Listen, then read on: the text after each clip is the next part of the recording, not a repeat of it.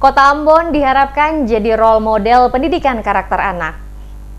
Kota Ambon diharapkan menjadi salah satu role model pendidikan karakter anak untuk Indonesia. Hal ini disampaikan Ketua Tim Penggerak PKK Kota Ambon, Debbie Lohanapesi, di sela-sela kegiatan seminar internasional mengenal karakter anak melalui golongan darah di Ambon, Rabu 25 Oktober. Menurut Lohanapesi, mengenal karakter anak sejak dini sangat penting, karena dalam tataran teori, pendidikan karakter sangat menjanjikan untuk menjawab persoalan pendidikan di Indonesia. Namun dalam tataran praktek, seringkali terjadi bias dalam penerapannya. Dalam hal menerjemahkan potensi dan karakter seorang anak didik, menurut Lohanapesi harus berlandaskan pada indikator yang sebenarnya. Misalnya dengan mengamati seorang anak di kelas selama pelajaran tertentu, dengan menggunakan indikator yang tepat, guru dapat menentukan anak didik memiliki perilaku yang baik. Lohanapesi mengatakan membangun karakter memerlukan sebuah proses yang simultan dan berkesinambungan yang melibatkan seluruh aspek, knowing the good, loving the good, and acting the good. Pendidikan karakter menjadi berbeda dengan pendidikan moral karena pendidikan moral hanya fokus pada pengetahuan tentang moral yang hanya menekankan pada aspek kognisi. Lohanapesi menyebutkan kurikulum pendidikan karakter adalah pendidikan untuk membentuk kepribadian siswa, yaitu pribadi yang bijaksana, terhormat, dan bertanggung jawab yang hasilnya terlihat dalam tindakan nyata.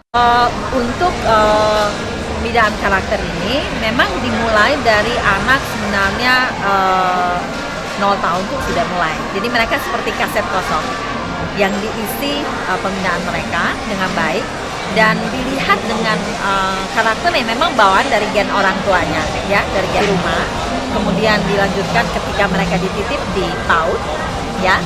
Nah, di PAUD sendiri kemudian waktu mereka ke SD sebenarnya mereka masih murni, ya, masih harus diisi.